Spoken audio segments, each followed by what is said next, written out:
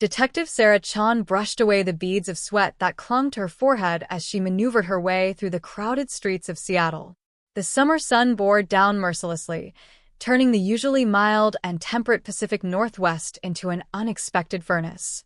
The normally inviting streets now felt oppressive, buzzing with a chatter of tourists and locals alike, all seeking relief from the blazing heat in the shadows cast by towering skyscrapers. For Sarah, though, the heat was the least of her concerns. As one of the DEA's most skilled undercover agents, she had spent the last 6 grueling months embedded deep within a highly organized pharmaceutical trafficking ring. It was a high-stakes mission that demanded both her wits and unwavering determination. Today, at last, was supposed to be the day when all the pieces of the puzzle clicked into place and the operation reached its climax. Her phone vibrated against the dashboard, drawing her attention. A message from her handler lit up the screen with an urgency that tightened her focus. The intelligence was clear. The elusive leader of the ring, Marcus Reynolds, was orchestrating a significant shipment through the port of Seattle.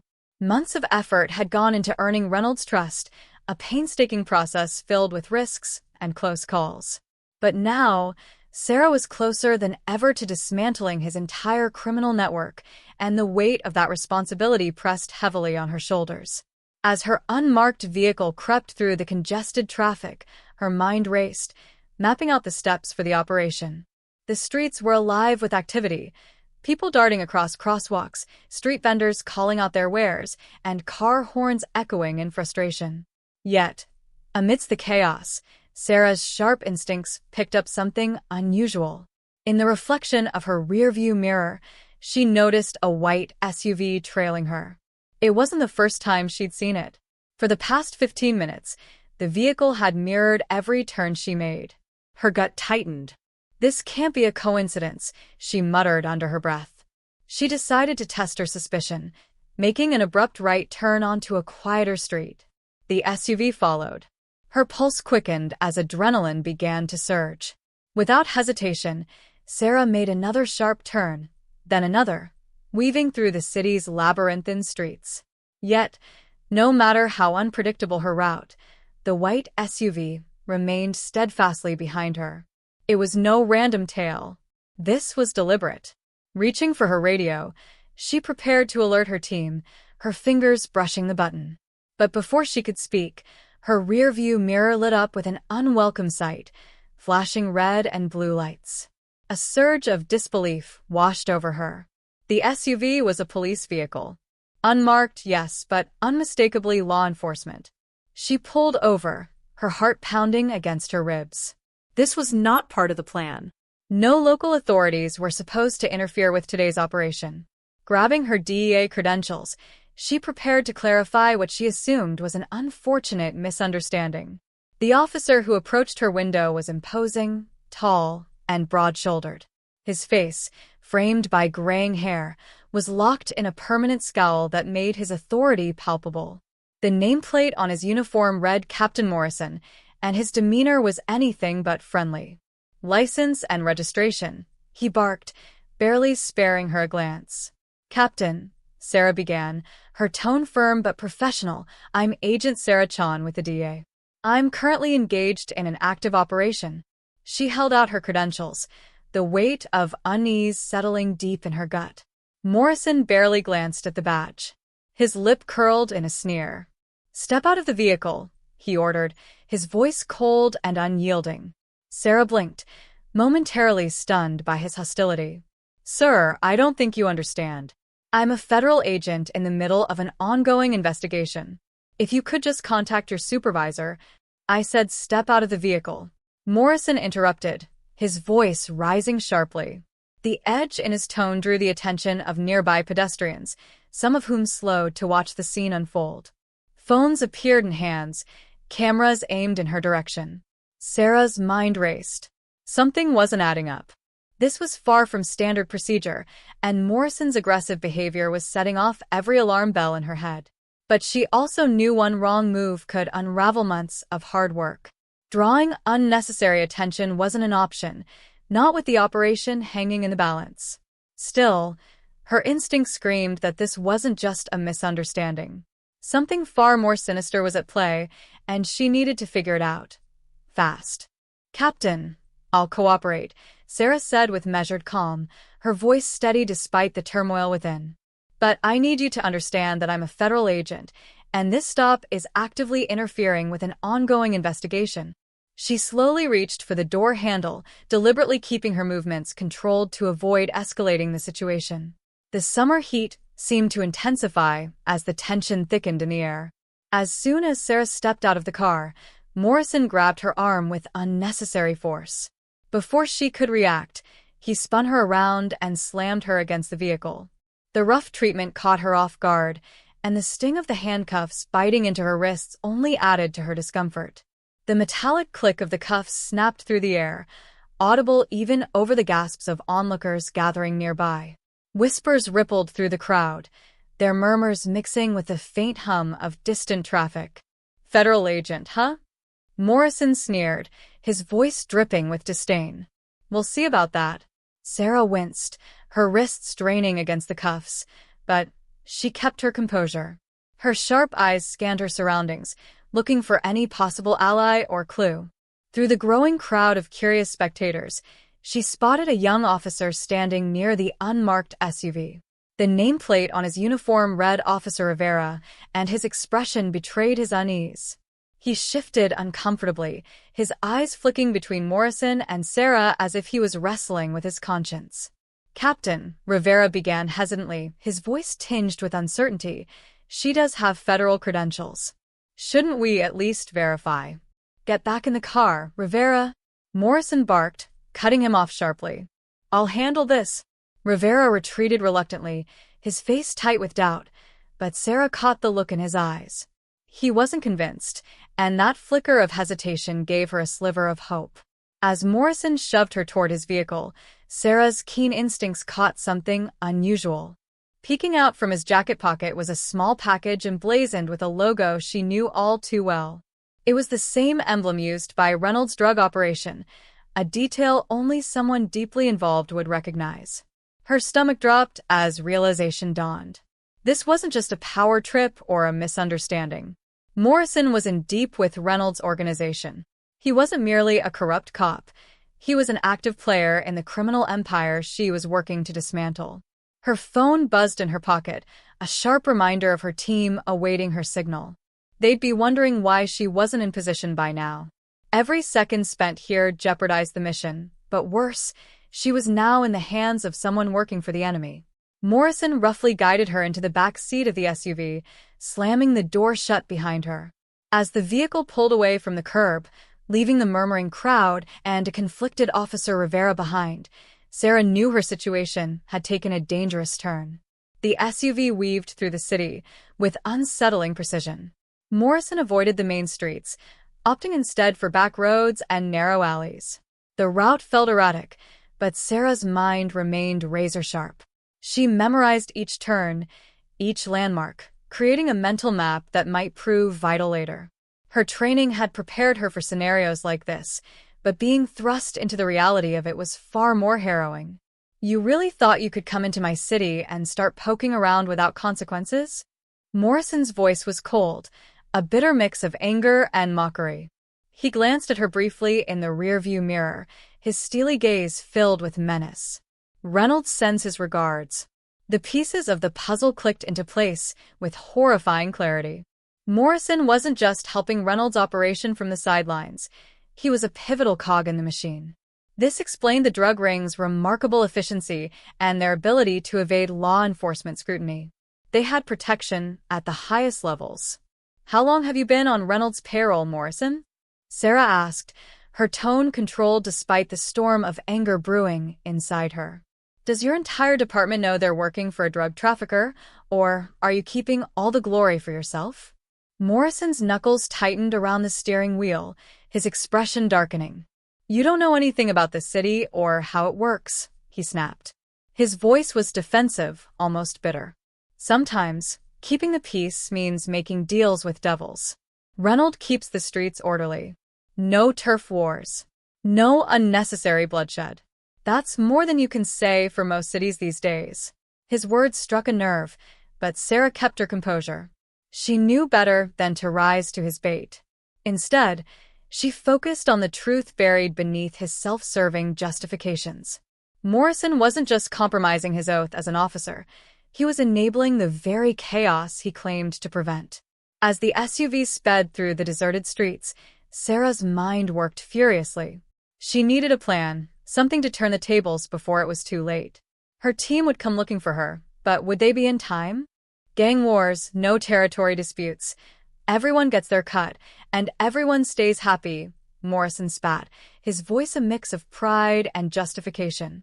Everyone except the people dying from the contaminated drugs your organization floods the streets with, Sarah fired back, her voice sharp and unwavering.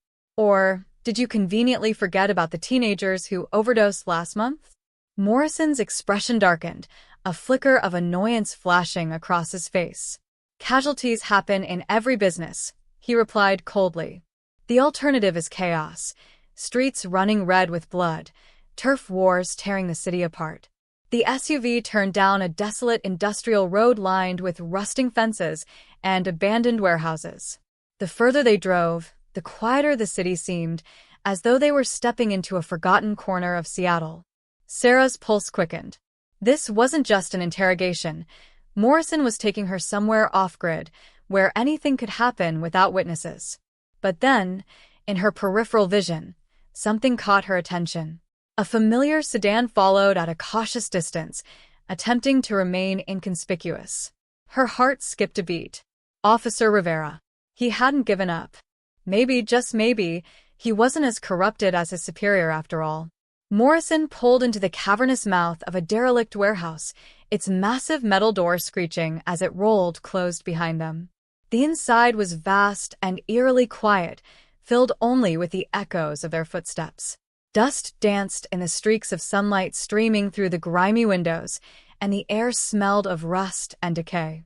A few scattered shipping containers and piles of debris dotted the empty space, adding to the atmosphere of abandonment. As Morrison yanked Sarah roughly out of the vehicle, she caught a glimpse of Rivera's sedan through a cracked window. He had parked just out of sight, clearly assessing the situation before making his move. "You know this isn't going to end well for you, Morrison," Sarah said, her voice steady, but laced with defiance. "The DEA knows I'm here. They'll come looking for me." Morrison's laughter echoed through the warehouse, harsh and humorless. "By the time they find you, if they ever do, it'll be too late," he sneered. "Reynolds has plans for federal agents who don't know their place. And let me tell you, they aren't pretty." Sarah's mind raced, analyzing every possible move. The afternoon sun cast long shadows across the concrete floor, a stark contrast to the bustling city just outside. The distant hum of traffic and the occasional rumble of airplanes were reminders of the normal life continuing beyond these walls, a life she might not see again if she didn't act quickly. "You're making a colossal mistake," she said, her voice cutting through the stillness. "Reynolds isn't loyal to anyone. The second you become a liability, you'll end up just like his last contact in Portland." Morrison's head snapped toward her, his eyes narrowing with suspicion. "What are you talking about?" "Detective James Porter," Sarah said, watching him closely. "Ring any bells? Found dead in his car last year, staged to look like a suicide. But we both know it wasn't." Reynolds ordered the hit when Porter started asking for a bigger cut. "You're lying," Morrison growled, though a flicker of doubt crossed his face. "Am I?" Sarah challenged. "Why don't you call Reynolds and ask him?" "Oh, wait, you can't, because Reynolds doesn't take calls from his pawns. And that's all you are, Morrison. Disposable." Morrison's face contorted with rage, and he stepped forward, raising his hand. But before he could strike, a commanding voice rang out across the warehouse. "Captain, stop." Sarah turned toward the side doorway to see Officer Rivera, his service weapon drawn and aimed squarely at Morrison. Though his hands were steady, his voice carried a slight tremor, betraying his nerves. "Put the gun down, Rivera," Morrison barked, his voice sharp and authoritative. "You don't want to do this." "I think I do, sir," Rivera replied, his voice growing firmer with every word. "I followed you because something didn't sit right about this arrest. Then I called in Agent Chan's credentials. She's telling the truth. She's DEA, and this is an active federal investigation. Morrison's hand shifted toward his weapon, but Rivera's warning stopped him cold. Don't. Rivera shouted. I've already called it in. Backup is on the way. The tension in the warehouse thickened, the air heavy with the weight of unspoken threats. Sarah could see Morrison's mind working, calculating his options. The faint sound of approaching sirens added to the pressure. Think about what you're doing, Rivera, Morrison said, his tone suddenly soft, almost paternal. You're young, with a bright future ahead of you. Don't throw it all away over some federal agent's word. What about the overdose victims? Rivera countered, his voice firm, anger laced in his words. The teenagers who died because of Reynolds' operation? I saw you pulling files, making evidence disappear. I kept quiet because I was scared. But not anymore. Morrison's face hardened, his tone shifting to a bitter growl. You don't understand how the city works, kid. Sometimes you have to get your hands dirty to keep the peace. No, Rivera replied, shaking his head. That's just what corrupt cops tell themselves to sleep at night. The warehouse fell into a tense silence, broken only by the growing wail of sirens outside. Morrison's head snapped toward the sound, and in that split second of distraction, Sarah made her move. Despite the cuffs, she drove her shoulder into. Morrison stumbled back as Sarah drove her shoulder into his midsection, catching him off guard. Before he could regain his balance, Rivera moved swiftly, his weapon still trained on the captain. Don't move, Captain. Rivera's voice was steady now, filled with authority that belied his earlier hesitation. The warehouse door burst open with a deafening clang, sunlight flooding the darkened space. A team of DEA agents stormed in, their weapons drawn and voices commanding. DEA. Everyone on the ground. Leading the charge was Agent Marcus Thompson, Sarah's trusted partner. His sharp gaze swept the scene, landing on Morrison, who stood frozen, his hands slowly rising in surrender. His face betrayed a mix of fury and humiliation as the agents approached. While one of the agents uncuffed Sarah, she turned to Rivera. Thank you, she said softly, her tone carrying genuine gratitude. What you did just now, that took guts. Rivera holstered his weapon, his face a mixture of relief and lingering shock. I couldn't let him keep getting away with it, he admitted, his voice low but resolute. The department is supposed to stand for something better than this. As Morrison was escorted away in handcuffs, Sarah's phone buzzed in her pocket. She glanced at the screen, a message from the surveillance team. Marcus Reynolds had been spotted at the port, his operation still in motion. Despite the chaos and close call, the mission wasn't over. Sarah turned to Rivera with a faint smile. Think you're up for taking down a drug ring today? Rivera squared his shoulders, a glimmer of determination replacing his earlier unease. After this? Absolutely. Sarah's focus shifted immediately to the task ahead. She called to Thompson, her voice sharp and commanding. Get me everything Morrison had on him. Phone, keys, bag, anything that might give us insight into Reynolds' operation. And Rivera, she added, turning to the younger officer, contact internal affairs. This corruption goes deeper than Morrison, and we'll need their help to clean house.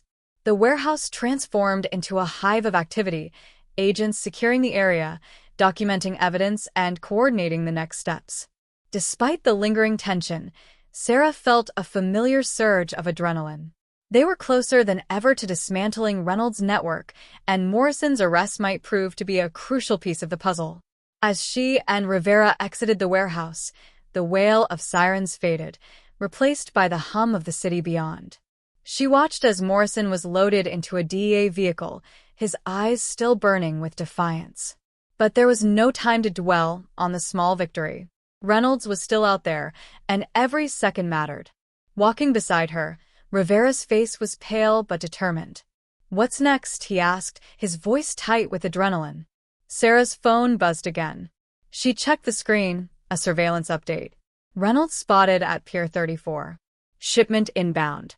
She slipped the phone back into her pocket, her mind racing. We move fast, she said, her tone firm. Reynolds is at the port, probably coordinating the shipment himself. We can't let this chance slip away. They climbed into one of the DEA vehicles, Rivera taking the passenger seat. As they sped toward the port, Sarah briefed him. Reynolds is expecting this to go off without a hitch. Morrison was likely his failsafe to intercept any problems. Without him, Reynolds might get jumpy. That's our advantage. Rivera gripped the dashboard, his jaw tight. Do you think Morrison had time to tip him off? Doubtful, Sarah replied. He was caught too off guard to warn anyone. But Reynolds not an idiot. He'll have his eyes peeled for anything out of the ordinary. The port loomed ahead, its towering cranes silhouetted against the setting sun like giant sentinels. The air was thick with the mingled smells of salt water and diesel, the sounds of forklifts and heavy machinery echoing through the sprawling docks. Sarah parked a few blocks away, retrieving her firearm from its holster. She glanced at Rivera. Stay close. Watch my six. They moved with practiced precision, weaving through the maze of shipping containers. The distant chatter of dockworkers and the rhythmic clang of metal provided cover for their footsteps.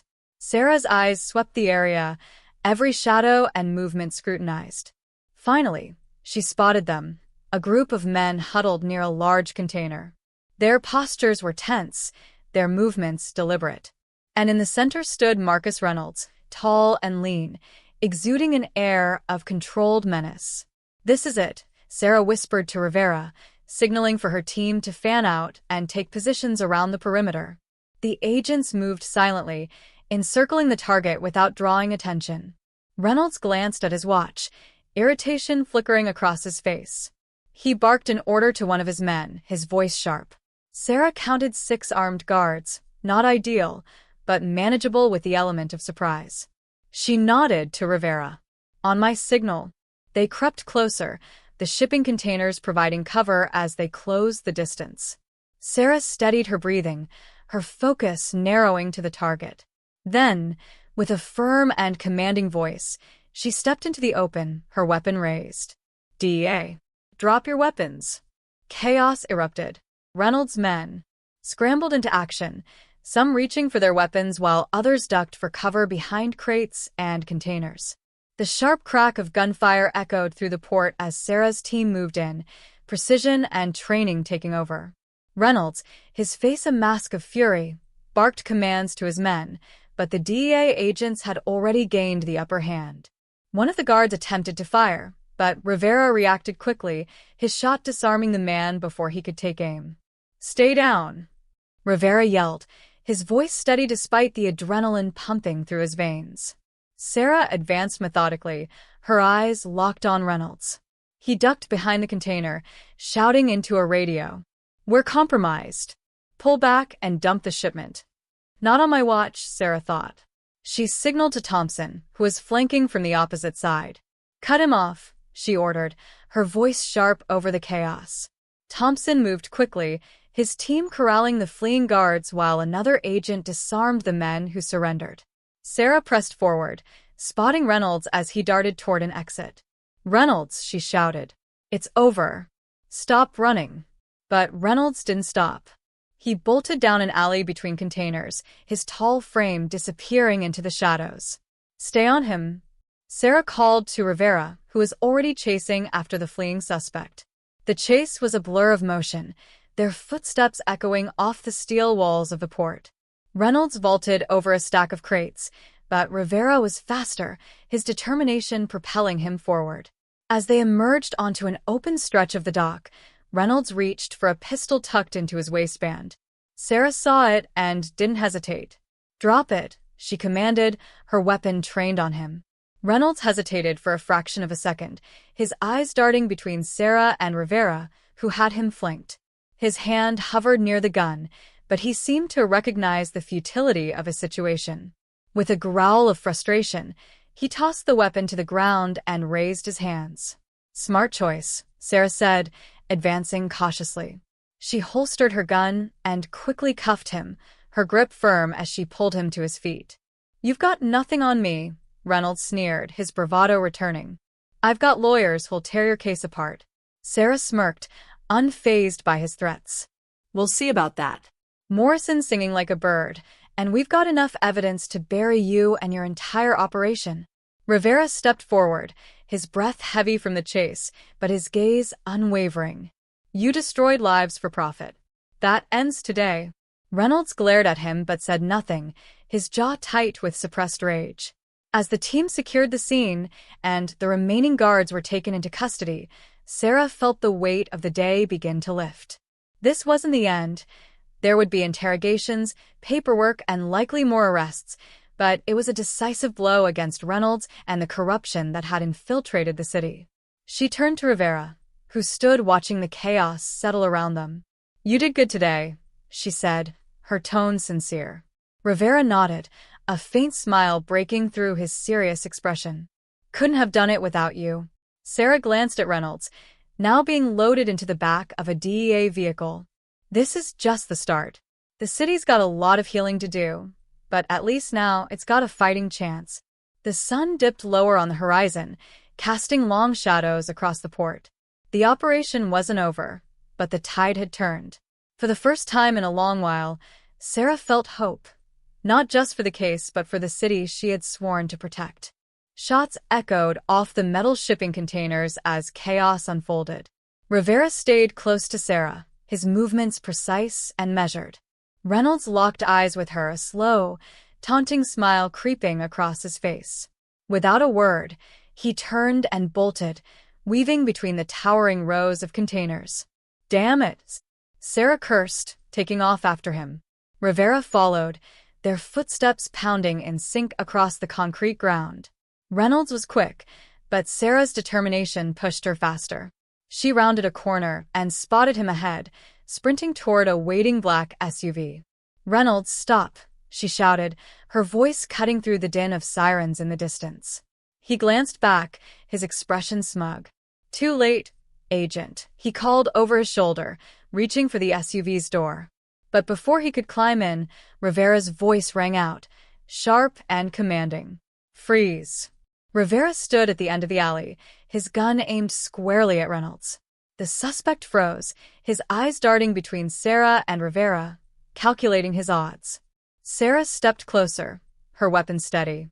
It's over, Reynolds. There's nowhere left to run. For a tense moment, it seemed he might try anyway. Then, the growing wail of sirens broke the standoff. With a frustrated snarl, Reynolds dropped the keys to the SUV and raised his hands in surrender. Sarah cuffed him swiftly, her voice low and resolute. Your empire is done. Morrison's already talking. It's over. Reynolds' smirk faltered. You think this ends with me? He sneered. There's always someone else ready to take the throne. Not this time, Sarah replied, steering him toward the waiting DEA vehicles. We're cleaning house. As Reynolds was led away, Rivera turned to Sarah, his expression contemplative. We got him, but he's right, isn't he?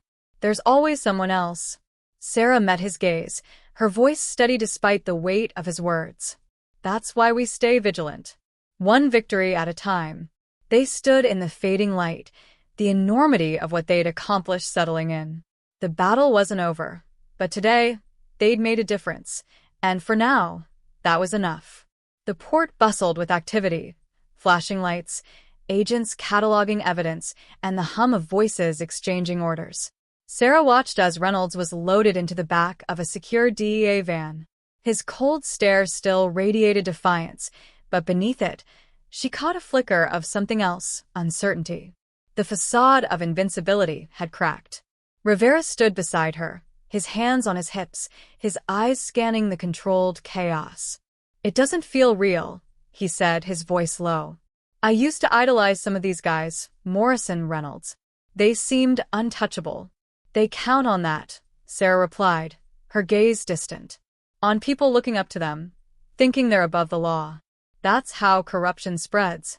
They headed back toward the makeshift command center, where Agent Marcus Thompson waited. He held up a bagged phone. Morrison's. There are encrypted files on here. Could take some time, but this might blow the whole thing wide open. Names, payments, everything. Sarah's eyes sharpened.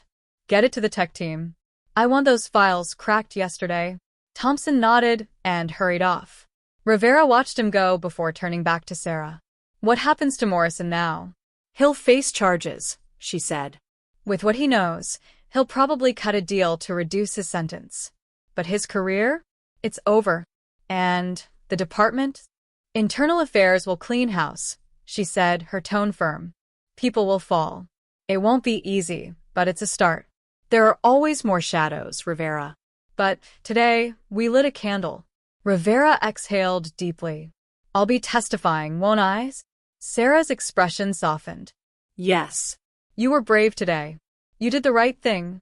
Rivera swallowed hard, his eyes serious. I hope it's enough. My family, my career, everything's going to change. It already has, Sarah said gently. For the better. You've set a new standard. Others will follow. Suddenly, Sarah's phone buzzed. She glanced at the screen. Reynolds' lieutenant spotted at a nightclub downtown. Possible intel leak. She looked at Rivera, a tired but determined smile on her lips. Ready for another round? Rivera straightened, determination lighting his eyes. Always. As they walked back to the car, the city lights stretched out before them, a reminder of the battles yet to come. Corruption ran deep, but so did justice. And for now, that was enough.